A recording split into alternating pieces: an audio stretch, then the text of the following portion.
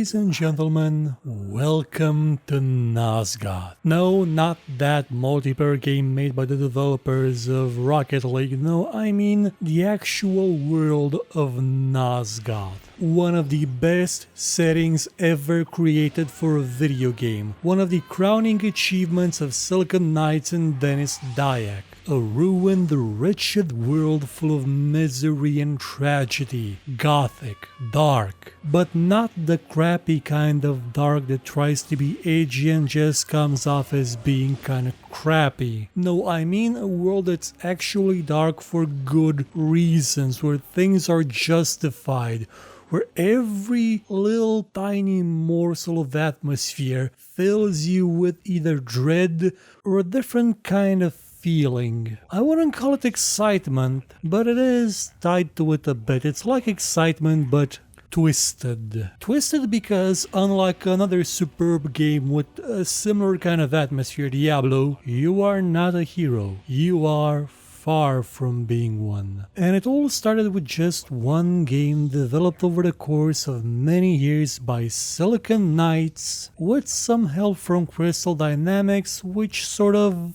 resulted in a couple of shenanigans with the IP and then a lawsuit. But still a game that is superb. A game called Blood Omen. A game called Legacy of Kain, Blood Omen. Kain for short, or as it was originally entitled, The Pillars of Nosgoth. Oh, had they kept that name, just the sound of it sounds so good. But Blood Omen works as well. The idea of the game started around 1993 with Dennis Dyack, the president of Silicon Knights. He wanted to make a couple of games, a couple of big, gigantic, sprawling games that would redefine how we see games, how we see gaming, how we see the potential of video games. One of his ideas from back then was Too Human. Yes, that game that came out about 15 years later and wasn't all that great. There was actually a choice made back then to either go with developing the Pillars of Nosgoth idea as a game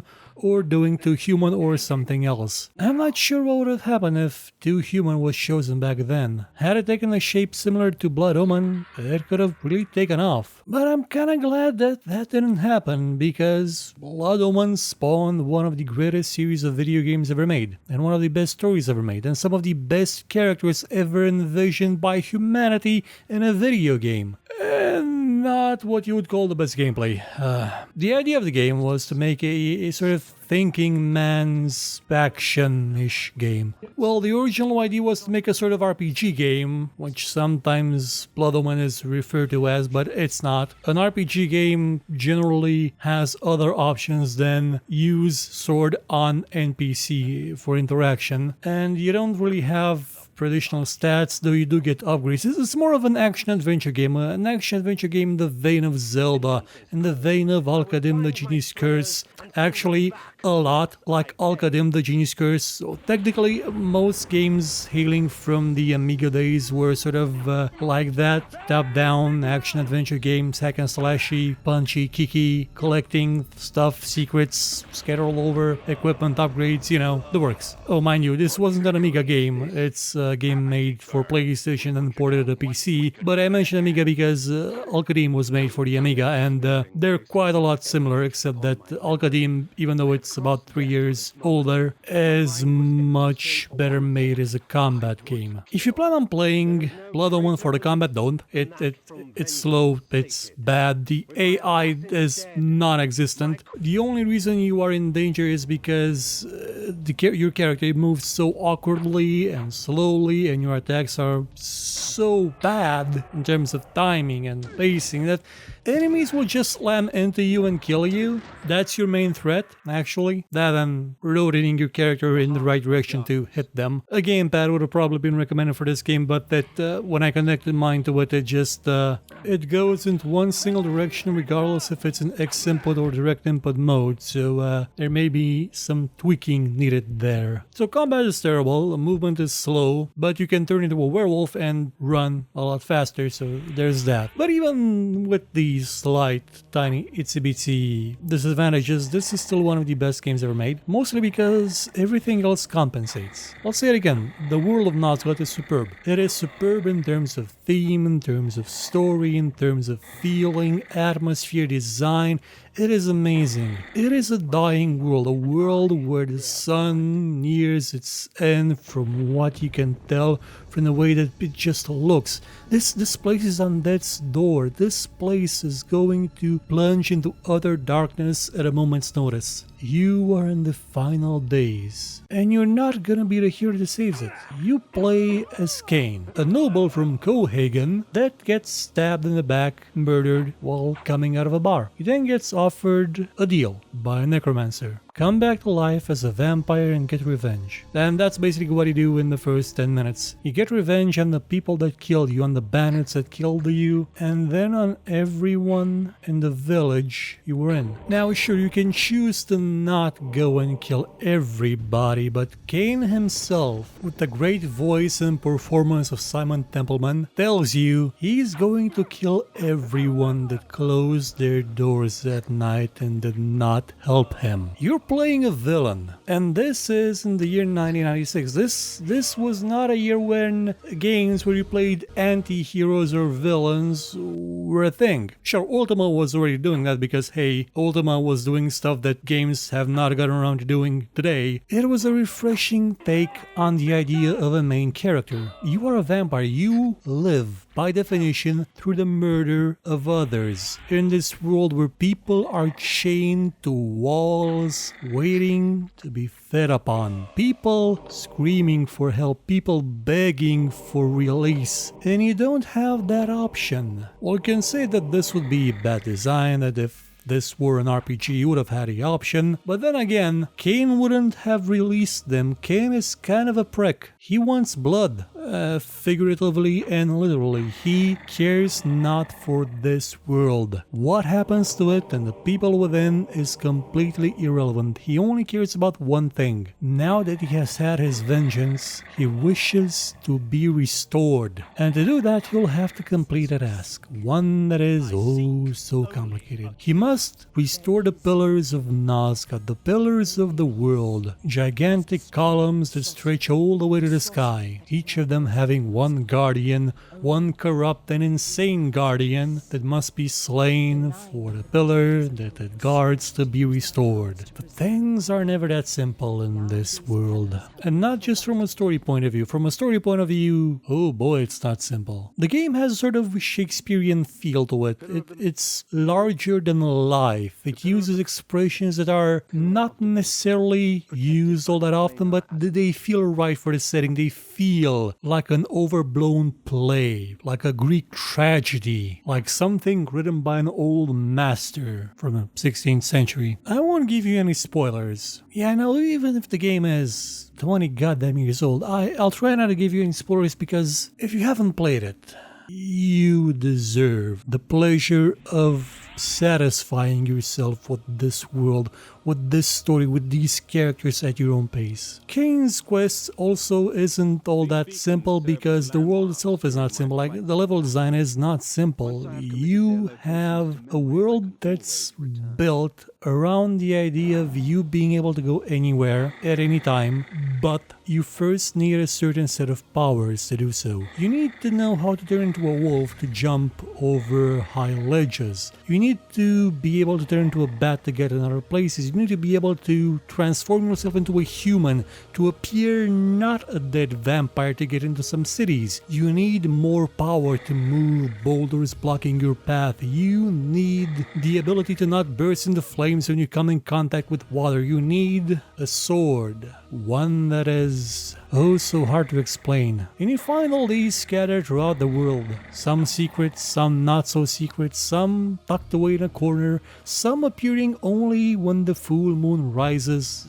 and the full moon does take some time to rise. It's got an in-game clock. You'll find hidden caches of weapons, you'll find new powers, new spells, new transformations, new abilities, and you'll just love hunting them down. Yeah, there may be some backtracking involved, but it's not the annoying kind of backtracking. It's, well, after you turn into a wolf because Kain moves like a damn slug. It's a rewarding experience. Exploring this world is rewarding. Again, not just because of the loot, but because of the world itself, because of the characters, because of the mood, because of even the graphics. Even though they're dated, and they were kind of dated back then too, they still have a little charm to them because the lighting is actually very well done. It looks good, nice, especially at night. It sort of makes the dread a bit more real, though it's the twisted kind of dread that comes from you being the monster that stalks the night. You are the bad guy.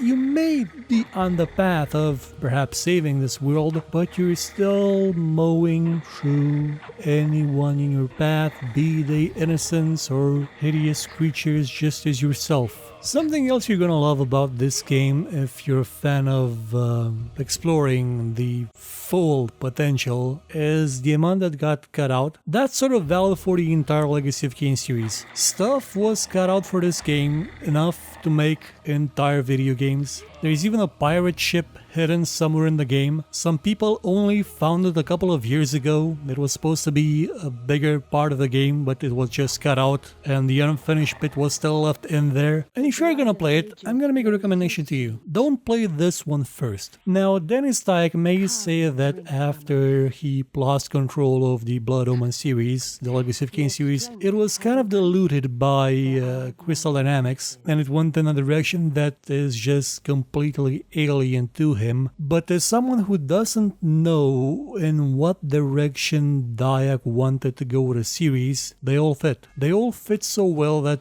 I wholeheartedly recommend that you start playing this series with Soul Reaver 1. Because Soul Reaver 1 is sort of a microcosmos unto itself. There's very little fragments that sort of hint at the idea that there was a game before this, but no prior knowledge is actually required.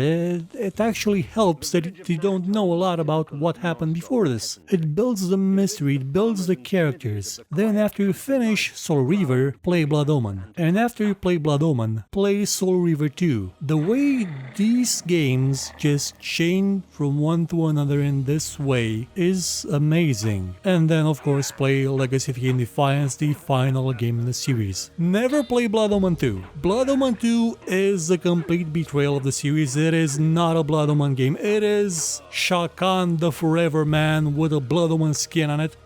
I have a bit of a video for that, okay? That's Blood Omen 2. That is Blood Omen 2. That's how you feel playing it after going through all the other ones that actually fit together in a series with a cohesive narrative, a cohesive style. But hey, if you don't want to feel like you're getting hit in the scrotum repeatedly by a vampire with a giant club, sure, go ahead. If not, you can find Soul Reaver everywhere. Same with Soul Reaver 2, but not this one. Not Blood Omen 1. There was, like I've said, some lawsuits a while ago where Crystal Dynamics sort of tried to make itself seem like it was a developer of the game and sort of sold the publishing rights they did not have for the game to Activision, which is where the PC version comes from. Things went a bit dark and grey and bubbly and fuzzy, but the core idea is that you cannot buy Blood Omen from anywhere, which is a shame. Though I've gotta say, if this does show up on GOG ever, I really wish that someone would just change the movement style, change the combat style, and make it a bit better. Make it a bit like Alkadim the Genius Curse, because that thing actually had good combat, faster combat, better paced, and sort of the same obsession for bottom and lever puzzles. It was the style of the time. There's also a 3D remake of this in the works. Well, it's been in the works for quite a long time, and I'm not sure if it's ever gonna come out in a finished version being made by, well, fans of the game and not people that have a gigantic budget to invest in this. Still, regardless of what form you find it in, go play it. I've been told that the PlayStation version emulated on PC is easier to play because, you know, no issues with Windows. And after you play this one and maybe some Soul Reaver as well, you'll come to realize that, oh my god, was that Nosgoth multiplayer game such a betrayal of the idea. You kind of start to understand where that whole "they diluted the idea of the concept" came from. There was supposed to be another one, Legacy of Kain Dead Son, but that was cancelled a couple of years ago. Who knows? We may end up talking about it sometime in the future. Till then, stick around, see some shows, play some good games with vampires in them. Goodbye. The blood of ages flows so sweet. Come, drink from us.